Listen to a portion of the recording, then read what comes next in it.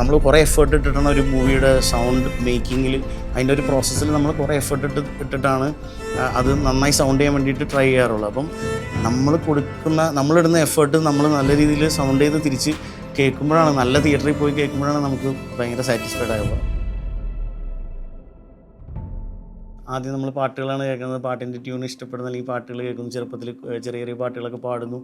അപ്പോൾ അതൊക്കെ കഴിഞ്ഞ് നന്നായി സൗണ്ട് ചെയ്യുന്ന പാട്ടുകൾ, ഞാനും എൻ്റെ അനിയനും കൂടി ഇരുന്നിട്ട് പാട്ട് കേൾക്കുമ്പോൾ ഈ പാട്ട് ഇതിനകത്ത് നല്ല രസമുണ്ട്, അല്ലെങ്കിൽ ഒരു സ്റ്റീരിയോ സൗണ്ടൊക്കെ നമുക്ക് കുറച്ച് തിരിച്ചറിയാൻ തുടങ്ങുന്ന ഒരു സമയം തൊട്ട് നമ്മൾ പണ്ട് മറ്റേ ബേസ് ട്രബിൾ എന്നൊക്കെ പറഞ്ഞിട്ട് ഇത് കൂട്ടി വയ്ക്കും അത് കൂട്ടി വയ്ക്കും. അപ്പോൾ ഒരു സമയത്ത് ഇതുപോലെ എനിക്കൊരു ചെറിയ സ്പീക്കർ കിട്ടി. അപ്പോൾ എൻ്റെ അടുത്തൊരു ടേപ്പ് റെക്കോർഡർ ഉണ്ട് വീട്ടിൽ. അപ്പോൾ ഞാൻ അതിൻ്റെ ബാക്കിൽ കണക്ട് ചെയ്തിട്ട് ഈ സ്പീക്കറോട് കണക്ട് ചെയ്യാൻ നോക്കി. അപ്പോൾ ഇത് കണക്ട് ആകുമ്പോൾ ഈ ടേപ്പ് റെക്കോർഡറിൻ്റെ സ്പീക്കർ കട്ടായി പോകും, ഇതിൻ്റെ അത് മാത്രമേ കേൾക്കുള്ളൂ.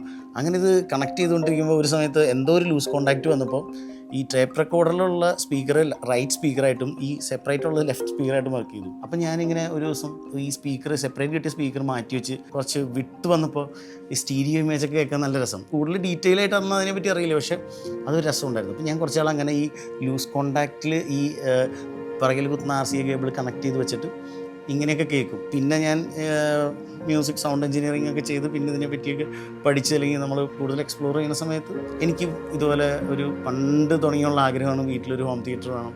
ഞാനിവിടെ എല്ലാം അന്വേഷിച്ച് കുറേ സ്ഥലങ്ങളിലൊക്കെ പോയി വേറെ പ്രോഡക്റ്റ്സ് എല്ലാം കണ്ടു. പക്ഷേ ഞാനിവിടെ SH ഡിജിറ്റൽ മീഡിയയിൽ വന്നപ്പോഴാണ് ഞാൻ രാഹുലിനെ പരിചയപ്പെട്ടതും. എനിക്ക് ഒരുപാട് സംശയങ്ങളുണ്ട്. അപ്പോൾ ഒരു ലിമിറ്റഡ് ബഡ്ജറ്റാണ് എനിക്കുള്ളത്. ഈ ഒരു ബഡ്ജറ്റ് എൻ്റെ ഫ്ലാറ്റിൽ എൻ്റെ ബെഡ്റൂമിൽ ഇത്രയും ഈ സ്പേസിൽ ഏറ്റവും ബെസ്റ്റായിട്ടൊരു സംഭവം വേണം. അപ്പോൾ ഇങ്ങനെയുള്ള കാര്യങ്ങളെല്ലാം ഞാൻ സംസാരിച്ചപ്പോൾ രാഹുലാണ് എനിക്കൊരു നല്ലൊരു ക്ലാരിറ്റി കിട്ടിയത്. അപ്പോൾ ഇവിടെ എനിക്ക് പ്രത്യേകത തോന്നിയത് ഒരു ഹോം തിയേറ്ററിൽ എങ്ങനെ നമ്മളുടെ ബഡ്ജറ്റ് വെച്ചിട്ട് എങ്ങനെ ഒരു നല്ലൊരു ലിസണിങ് നമുക്ക് പറ്റും എന്നുള്ളതും, അത് കൂടാതെ മ്യൂസിക് ലിസണിങ്ങിന് പറ്റിയ എക്യുപ്മെൻറ്റ്സും, ഇത് രണ്ട് രീതിയിലും ഇവിടെ വേറെ രീതിയിൽ കേൾക്കാൻ പറ്റും. ഡെഡിക്കേറ്റഡ് ആയിട്ട് അതിനൊരു റൂമുണ്ട് ഒരു മ്യൂസിക് ലിസണിങ്ങിന് വേണ്ടിയിട്ട്. എൻ്റെ കൂടെ വർക്ക് ചെയ്യുന്ന മ്യൂസീഷ്യൻസിൻ്റെ അടുത്തൊക്കെ ഞാൻ പറഞ്ഞിട്ടുണ്ട്. കുറച്ച് പേരൊക്കെ ഞാൻ കൊണ്ടുവന്നിട്ടുണ്ട് ഇവിടെ. ഡയറക്ടേഴ്സിനോടൊക്കെ ഞാൻ പറഞ്ഞിട്ടുണ്ട് നമുക്കൊരു റിവ്യൂ ഇവിടെ ഒന്ന് കണ്ടുപോകണം. കാരണം അത്ര അടിപൊളിയാണ് ഇവിടുത്തെ മെയിൻ തിയേറ്ററിൻ്റെ ഒരു എക്സ്പീരിയൻസ്. പ്രൊജക്ഷൻ ആയാലും ഈവൻ അതിൻ്റെ സൗണ്ടായാലും അത്രയും പൊളിയാണ്. ഞാൻ റീസെൻ്റ്ലി ഒരു ഹിന്ദി മൂവി ചെയ്തായിരുന്നു. അപ്പം ആ ഡയറക്ടറുടെ അടുത്ത് ഞാൻ പറഞ്ഞു നമുക്ക് ഇവിടെ നാട്ടിൽ വരുമ്പോൾ ഒരു സ്പേസ് ഉണ്ട്, നമുക്ക് എന്തെങ്കിലും റിവ്യൂ ഒക്കെ വേണമെങ്കിൽ നമുക്ക് അവിടെ കാണാം എന്നൊക്കെ ഞാൻ പറഞ്ഞിട്ടുണ്ട്. കാരണം എനിക്ക് കോൺഫിഡൻ്റ് ആയിട്ട് അവരുടെ അടുത്ത് പറഞ്ഞ് കൊണ്ടുവരാം. കാരണം ആര് വന്നാലും അവർ ഇമ്പ്രസ്ഡ് ആയിരിക്കും.